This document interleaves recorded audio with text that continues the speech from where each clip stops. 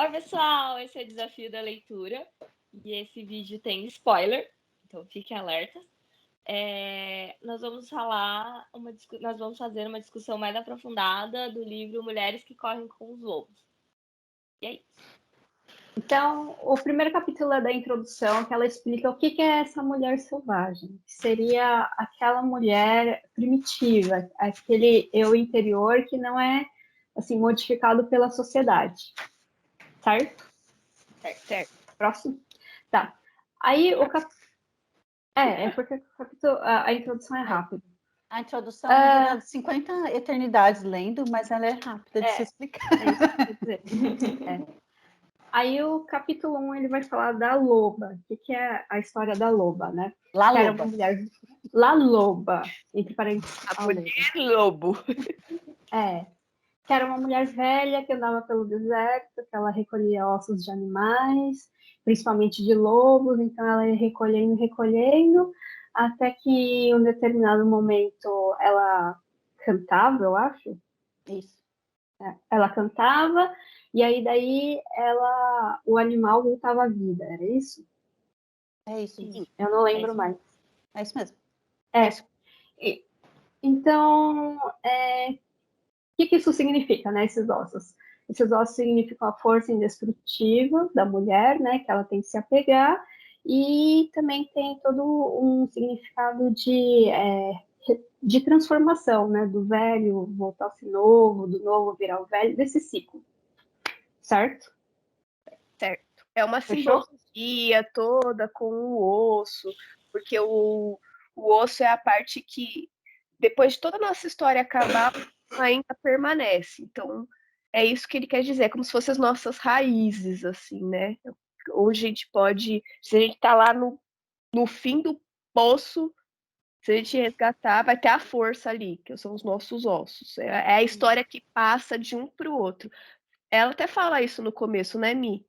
Que a gente já tem alguma história de geração através de geração e isso é guardado nos nossos genes. Então, na verdade, a gente só precisa buscar e fazer despertar isso. Pode continuar, desculpa. Isso aí, beleza. Ainda nesse capítulo tem um outro conto que chama Os Quatro Rabinos, e que de noite o anjo leva eles para o paraíso. Aí depois, quando eles acordam, um dos rabinos enlouquece, o outro finge que nada aconteceu, o outro fica obcecado e o outro vive uma vida normal, cantando canções sobre as estrelas e tudo mais. Aí esse conto, resumo desse conto é para evitar os extremos. Foi isso que eu entendi desse conto. Sim.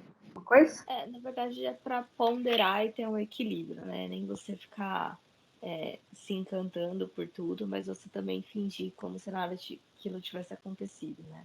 É o que ela fala dentro do livro, saber o que precisa viver e saber o que precisa morrer dentro de você, né? Fazer aquele balanço. A natureza, morte e vida, como é que é? A vida, morte Morte, e vida. vida, morte, vida, morte e vida. Deixe viver o que precisa viver e morrer o que precisa morrer. Aí o primeiro capítulo é isso. Era pouquinho, né? Aí do capítulo 2 é o Barba Azul. Então, qual que é a história do Barba Azul? É a história de um cara que tem um Barba Azul, que ele é um pouco estranho, assim, né? Que ele começa a cortejar 3 irmãs, né?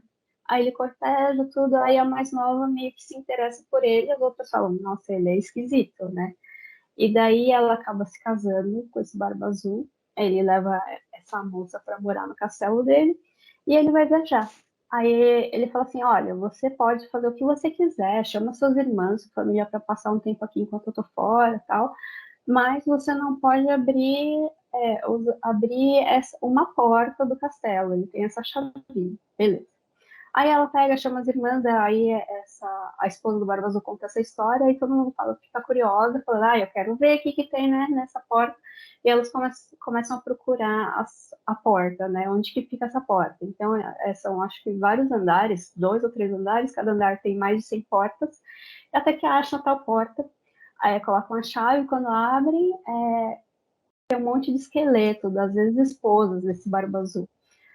Aí elas ficam horrorizadas, a esposa pega, fecha, né, e finge como se nada tivesse acontecido. Porém, a chave começa a ficar vermelha e começa a pingar sangue. Aí ela tenta esconder no armário e começa a manchar os vestidos, enfim.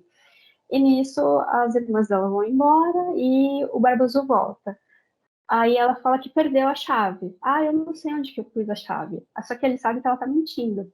Então ele fala que vai matar ela. Fala, ó, você desobedeceu uma ordem minha, então você vai morrer. Ela falou, não, mas peraí, tá bom, me dá só 15 minutos que eu vou rezar, vou lá rezar.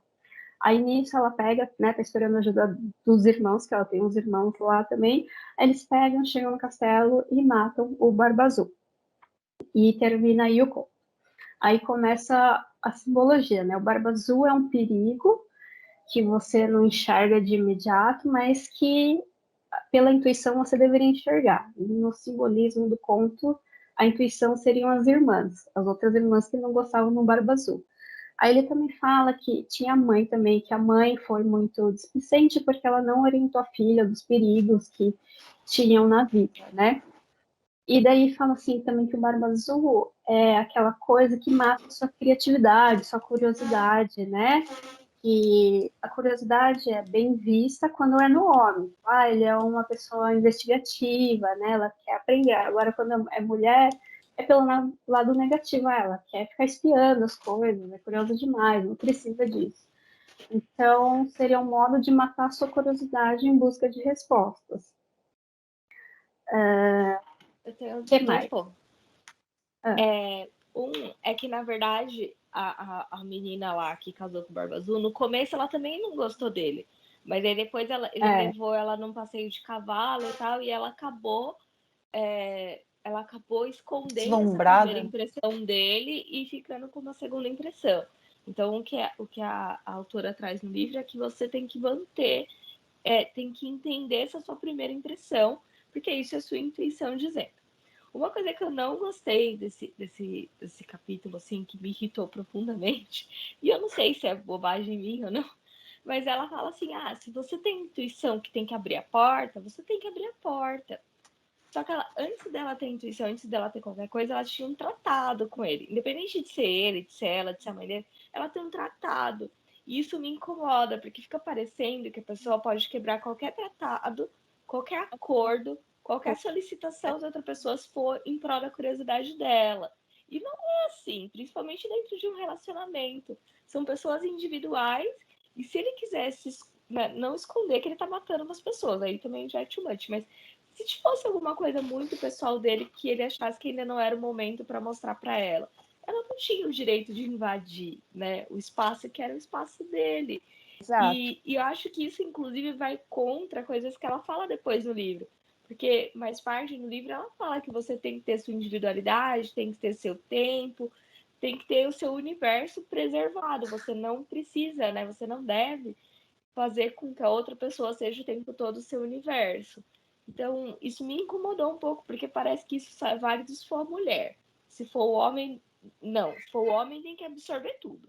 Mas se for a mulher, não, ela tem que ter o espaço dela. Então, isso me irritou um pouco, assim.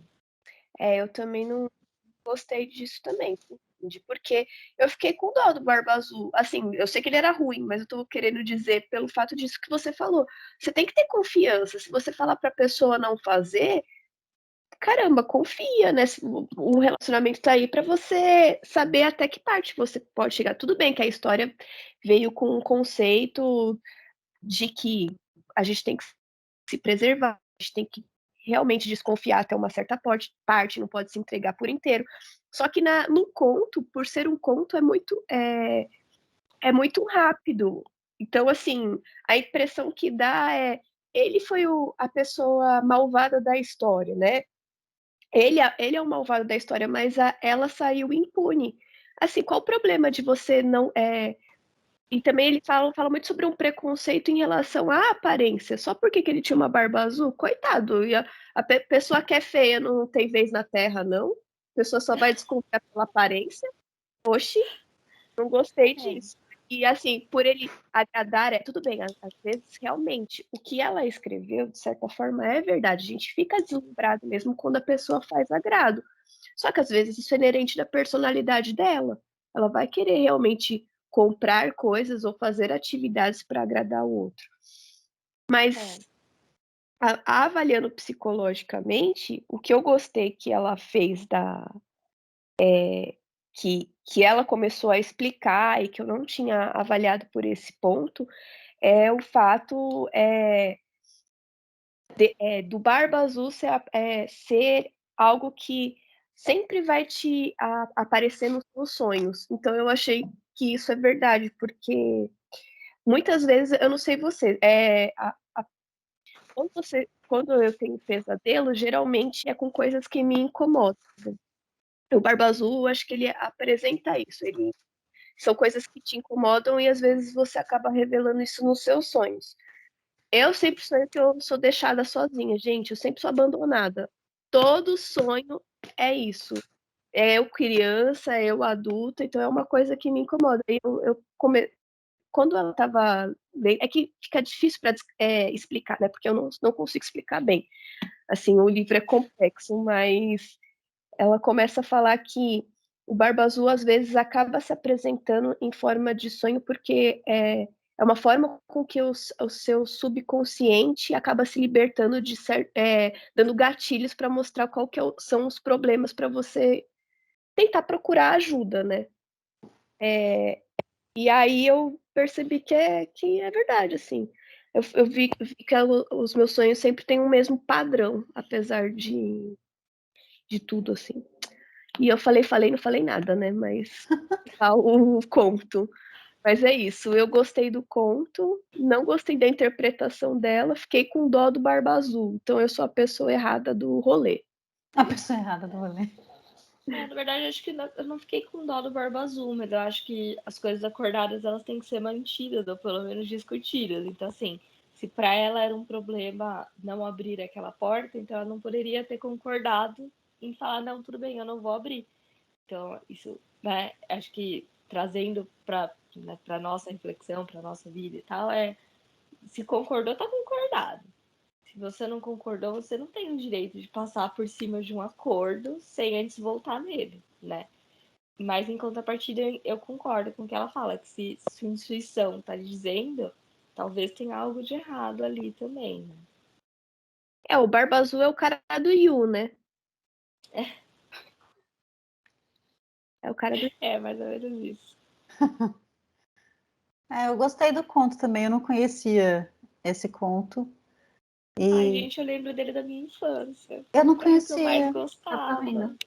Eu não conhecia. Eu tinha o livro dos contos e o Barba Azul, ele era meio violeta, assim, no livro. E eu gostava tanto dele, mas eu não me ligava que ele matava as pessoas. Mas ele era ruim? A gente tem níveis de contos de fadas, né? Digamos, tem o conto de fadas para crianças e tem os contos de fadas reais, né? Então, a maioria dos contos de fadas foram adaptados para a linguagem infantil, deixando mais sutil. Mas se você for pegar, eu tenho um livro aqui dos irmãos Green aqui, que são contos aterrorizantes, né? São aterrorizantes. Gente, é como se fosse a Bela e a Fera. Isso que eu fiquei triste, sabe? Mas não, porque a Fera não era ruim. O Barba Azul é ruim. O Barba Azul matava as pessoas. A Fera não o Barba Azul matava as pessoas, mas tipo, a história é meio que parecida. A Bela, ela não julgou a aparência da Fera. Quer dizer, no começo... No começo ela julgou. E aí depois ela descobriu que o interior dele era muito mais bonito do que tudo. Exato. Barba Azul não. Ela julgou e depois descobriu que ele era ruim. Era malvado. Era vagabundo, rapaz. Ai. Triste, só sei que triste. Next. Mas ele mereceu morrer. Mais alguma coisa desse capítulo? A Michelle vai ficar quieta sempre porque ela não gostou de nada desse. Não, mas Michelle, você tem que falar quando você gostou. A parte, nesse ponto tinha tal coisa que eu gostei. Porque você falou que alguma coisa você gostou. Então, aí sim, tá bom. Não, nesse do Barba Azul tem um negócio interessante. Ela fala de um sonho mesmo, né? Que é um sonho comum entre as mulheres. Fala que você sonha com tipo um ladrão ou um homem ruim e ele tá fora da casa e aí de repente ele tá perto de você e você não consegue chamar a polícia, não consegue ligar para nenhum lugar. Ela fala desse sonho, né? Aí eu achei estranho, falei, nossa, eu nunca sonhei com isso. Aí quando eu li isso, eu sonhei que eu tava sonhando com isso. Tipo, eu sonhei que eu estava tendo um sonho, só que não era um homem, era um livro. Era um livro, sei lá, eu tava com medo do livro. Era Mulheres Fazem Que Lobos. viagem! O livro assim caindo no chão. Era o livro atrás de mim, eu não conseguia chamar a polícia. Que livro? Enfim, nada a ver, mas aconteceu. Esse sonho eu também geralmente tenho, mas é sempre na casa antiga, que eu mudei de casa faz muito tempo, né? Mas a primeira casa que eu morei, eu sempre sonho que alguém tá tentando entrar pela porta, eu tento correr, eu vou fechar e eu não consigo, o cara consegue entrar. E é muito estranho, Nossa. gente. É muito real, assim. E é sempre na mesma casa, lá na casa antiga. É sempre coisa do passado, da infância. Eu não sei por quê. Eu não São lembro dos meus sonhos, gente. Então, eu não sei dizer se eu tenho sonhos recorrentes, porque quando é muito difícil eu lembrar dos meus sonhos, muito difícil. Só quando eu tô tendo uns pesadelos esquisitos, que eu comecei a ter uns esquisitos que eu acordo gritando, mas aí esses eu lembro. Mas nos sonhos, em geral, se é um pesadelo, assim, um sonho mais, vamos dizer, mais triste, mais chato, assim, eu não lembro. Não lembro nem o que sonhei ontem. Não lembro. Gente, eu tenho sonhos recorrentes, sonhos que eu sou aprisionada, normalmente o meu poder de escolha é limitado nos meus sonhos, né? Mas aí é tão limitado que aí eu grito, eu bato, eu caio da cama, é sempre bastante emocionante. Eu sempre sonho que eu tô caindo de uma altura. De vários jeitos. Pulando de prédio, pulando de uma árvore alta, caindo de um viaduto. É sempre de um lugar muito alto e eu tô sempre caindo. Calma. É um sonho recorrente. Gente, eu não lembro. E você, Mi, tem? Nossa. Tem alguns recorrentes, mas, assim, meus sonhos são muito aleatórios, tipo, muito aleatórios. Mas alguns recorrentes que eu tenho são dois. Um, que eu tô dirigindo, mas eu não sei dirigir direito, e eu tenho medo de bater, alguma coisa assim, ou o carro tá com problema, é sempre alguma coisa quando eu tô dirigindo. E o outro é que ou eu tô grávida, eu tenho filho, ou eu tenho bebê, ou eu tô parindo, eu tenho esses dois assuntos, assim, são meio que recorrentes. Tipo, eu já sonhei mais de umas, sei lá, 5 vezes, de 5 a 10 vezes, assim, né? Mas não é toda vez, mas são recorrentes. Os meus recorrentes são esses. Ou que eu sou abandonada, ou quando é criança, ou é quando, sei lá, adulta. Sou abandonada ali, de algum jeito. Não abandonada, eu tô com o pessoal, ou com a minha mãe, ou com meu pai, e por algum motivo as pessoas vão na frente e me deixam para trás. Sempre tenho esse, é sempre esse sonho. E de que estão invadindo a minha casa. Sempre. Então, mas essa casa antiga foi onde entrou gente, não foi? Não, Não? nessa. Mas você começou a ter esse sonho depois que entraram ou não? Sempre tive. Teve? Sempre tive. Interessante. E Mesmo quando você morava nessa casa. Gente, tudo que eu sonho é impressionante. Eu tenho um sonho também recorrente na casa da minha avó, mas nunca me lembro o tema. Mas sempre também não com a forma atual, é com a casa antiga. É sempre antigo, gente. Eu não sei por quê. Eu não lembro, não posso compartilhar meus sonhos. Não sou capaz de opinar. Não sou capaz de opinar. Se algum psicólogo assistir e quiser interpretar os nossos sonhos, Ou dizer por que eu não lembro também de nenhum deles. Me ajuda, não sei. comenta aqui. Eu sou abençoada, amaldiçoada? Não sei, não lembro. Não lembro do sonho. Falam que a gente sempre sonha, né? A gente só não se lembra, né? Sonhar eu sei que eu sonho, porque a gente sempre sonha, mas eu não lembro. É bem difícil eu lembrar o sonho. Muito difícil, muito difícil. Bom, vamos para o próximo capítulo.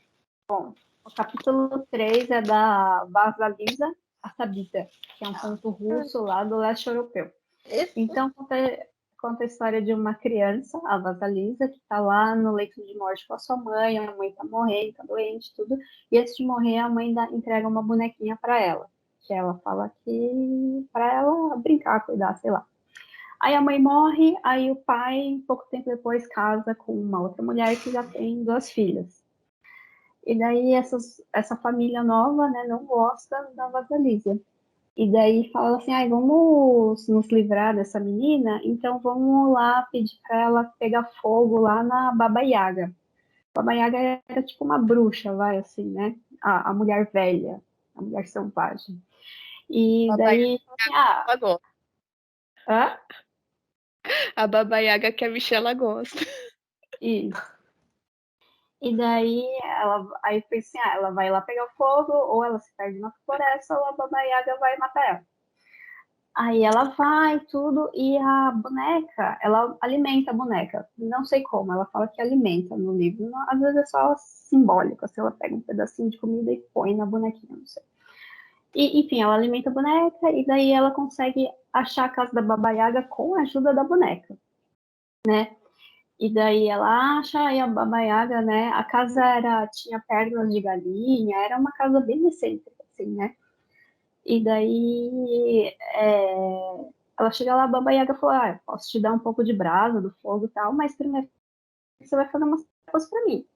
Então, aí a Vasalisa aceita. Então, o que era para fazer? Era, tipo, varrer o chão, lavar a roupa, separar o milho bom do milho mofado, enfim, eram umas tarefas domésticas, né? E a Baba Yaga sai. Aí a menina fica desesperada. Como é que eu vou fazer tudo isso até amanhã, que é quando a Baba Yaga volta? Aí a boneca falou, fica tranquila, dorme, fica tranquila. Aí ela dorme, quando ela acorda, a boneca tinha feito tudo para ela. Aí a Baba Yaga volta e fala, nossa, né, você conseguiu fazer tudo, então pau um pedaço aí de brasa. Aí ela leva a brasa, que na verdade é uma caveira espetada num pedaço de pau, e a brasa tá dentro. No começo ela fala, eu vou ficar com essa caveira andando na floresta, eu acho que eu vou jogar fora. Aí a boneca fala, não, fica com a caveira, com a brasa. E com isso ela consegue retornar para casa. Aí ela pega, né, fica lá com a caveira na brasa, aí a caveira fica só observando as irmãs e a mãe, aí a caveira percebe que elas não são coisa boa, e a caveira mata essa família e torna elas em cinza. E aí termina esse conto. Então, aí quais são os simbolismos desse conto, né? Que é a mãe, que representa a zona de conforto da menina, né? Que fala, você tem que sair da sua zona de conforto. Tem a boneca, que é a sua intuição, então você tem que ficar alimentando a sua intuição e ouvir a sua intuição quando ela tem algo para te dizer, você presta atenção. A própria Vasalisa, ela é a inocência, né? Porque ela não vê que a madrasta é ruim com ela, que as irmãs são ruins com ela e tudo mais. Aí a Baba Yaga é a mulher selvagem, né? A que ajuda tudo. E quando ela dá aquelas tarefas, é para, acho que é de limpeza, tipo uma purificação, separar o milho bom do milho ruim, saber o que é bom para você, o que é ruim, saber ter esse discernimento. E o que mais? Vocês lembram de mais alguma coisa? Nossa. Ela fica com medo também da caveira, então ela vai desenvolvendo uma certa coragem, então a intuição dela pede para confiar, né? Então acho que, como a Milena disse, a Vasalisa, ela é bem inocente, ela não tem ainda a maturidade, então esse tempo que ela passa com a Baba Yaga, ela vai amadurecendo todos essas coisinhas que a gente tem dentro da gente, né? Até chegar em casa, na casa dela, e pôr o fogo dentro da casa, né? Eu acho que nesse também ele fala que você tem que ter mais autoconfiança, né? Porque quando ela, diante de todas as tarefas, a primeira coisa que ela fala é que ela não vai conseguir, né? Então ele representa também a necessidade de ter autoconfiança e a intuição que diz isso, né? Que é a bonequinha que fala pra você, não, fica tranquila, acalma que no final dá certo, né? Que isso normalmente é uma herança de fato de mãe, né? Essa passada de tranquilidade, de esse desenvolvimento de maturidade, né? É normalmente uma coisa da mãe. E Acho que também, quando ele vai falando que tem os passos lá, né, para desenvolver a intuição, mais ou menos igual músculo mesmo, assim, que você tem que ir treinando para que aquilo fique mais forte, né? Então, se você não passa, não vai passando por esses passos, se você não vai fazendo esses exercícios, você não desenvolve isso com tanta naturalidade, não deixa o seu músculo tão forte. Essa história me lembrou bastante da Cinderela, né? Que tem as irmãs, a madrasta, as irmãs que não gostam da Cinderela, dão tarefas chatas para ela fazer, maltratam, né? Fazem algumas coisinhas assim. Eu acho que esse foi um dos contos que eu mais gostei do livro. Eu gostei bastante desse. A Baba Yaga, ela é meia doida, né, gente? Você nunca sabe o que ela vai fazer, porque uma hora ela é boa, outra hora ela é má. Eu acho que, de certa forma, a Baba Yaga apresenta a vida, né? Você nunca sabe você tem que saber como você vai pisar e ver o que vai desenrolar dali, porque pode ser tanto uma surpresa positiva como não, e você tem que se adaptar. Eu gostei da história da Vasalisa e eu achei legal, porque esse ano passado eu li uma trilogia, né? Que é do Urso Chinol, A Menina da Torre e O Inverno da Bruxa, que é inspirado no folclore russo. E aí a personagem principal é a Vasalisa, mas se chama Vasalisa, mas assim, eles mudam todo o contexto. Aí eles contam bastante sobre a Baba Yaga, como é que é. Então, quando você falou dessa parte de alimento, Cindy, pelo que eu entendi lá, eles dão ou comida ou sangue para essas criaturinhas, que na verdade são como se fossem demônios mesmo. É meio estranho, assim. E eles são responsáveis por cuidar e proteger a casa, auxiliar e manter o equilíbrio. É isso. Diabretes, né? Posso fazer um adendo? Gente, reparem quando a gente vai discutir na cara da Michela. É a melhor parte da cena. É verdade. Não, mas eu não tô pensando nada. No meu celular, a Michela tá grande. Então é a pessoa que eu mais vejo. A gente vai falando, a Michela vai fazendo, tipo...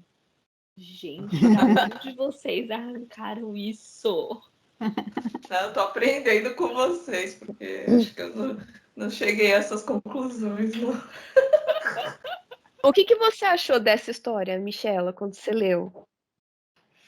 Você achou a mais viajada ou não? Não achei nada.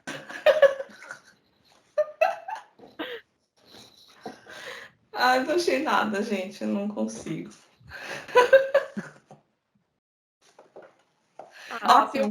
Tem algumas coisas que eu achei legais, tá? Mas não da história em si. É o que eu falei, o que eu gostei do livro foram partes aleatórias, assim, que não tipo, nada do contexto, né? Mas ela fala sobre um trecho que eu marquei aqui, fala que tipo, as nossas vozes interiores às vezes falam pra gente que você não vai conseguir fazer isso, não vai.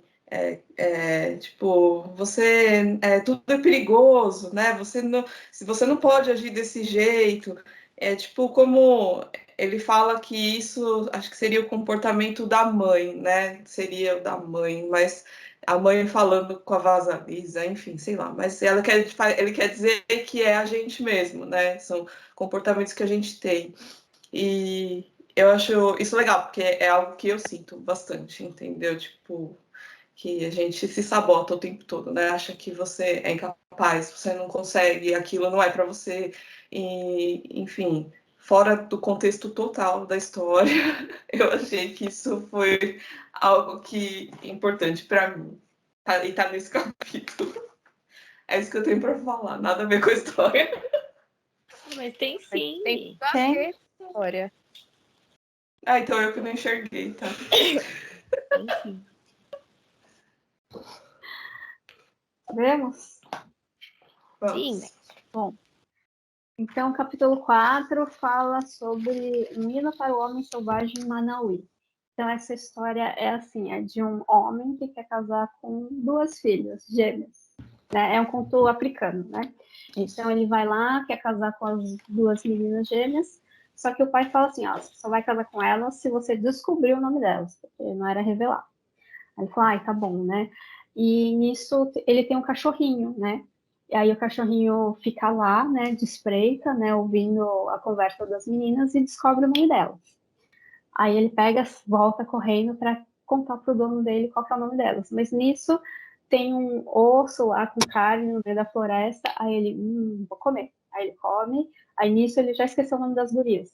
Aí ele pega, volta pra casa, ouve de novo. Quem tá falando? Isso. Não, eu fui ligar o celular pra ver que horas era e abriu. Ah, tá bom. Aí daí ele volta para casa para ouvir o nome delas de novo. Aí ele ouve, aí ele tá indo de volta para contar pro dono, e nisso ele vê uma torta lá, aí ele vai lá e come. Aí ele pega, volta de novo para casa para descobrir o nome das meninas de novo, porque ele já tinha esquecido, né? Aí ele pega, descobre, mas lá falam que se em pouco tempo, acho que elas vão casar com outra pessoa, não lembro o que vai acontecer. É isso mesmo. Elas estão se arrumando para um casamento, digamos assim, né? E daí ele fala, não, agora... né? Oi? Elas só falam que elas estão se arrumando para o casamento, não é? É. Sim. Aí daí... Aí ele volta focado, o cachorro, né? Ele fala, não, agora eu tenho que ir. E daí ele vai, só que aí tem um homem no meio do caminho que quer roubar o cachorro, para o cachorro contar para ele qual é o nome das meninas.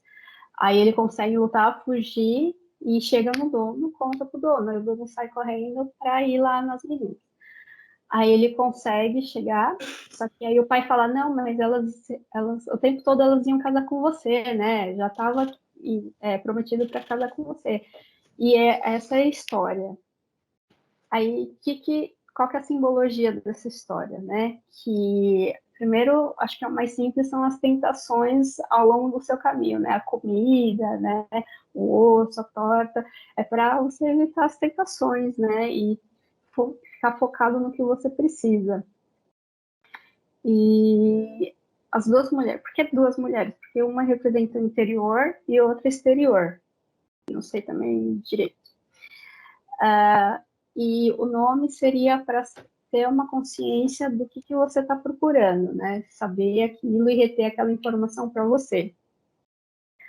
O cachorro seria o personagem, né, que tem o relacionamento. Então, ele é a ponte, né, entre o homem e as mulheres. Então, ele que vai trazer informações, ele que vai gerar esse link. Que mais?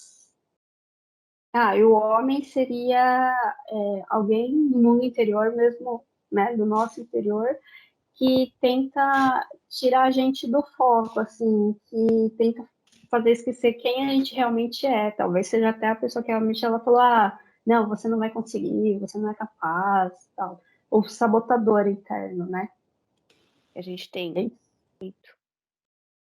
Eu achei bem legal esse conto também. Acho que foi um dos que eu mais gostei também. Ele é um conto bem simples, assim.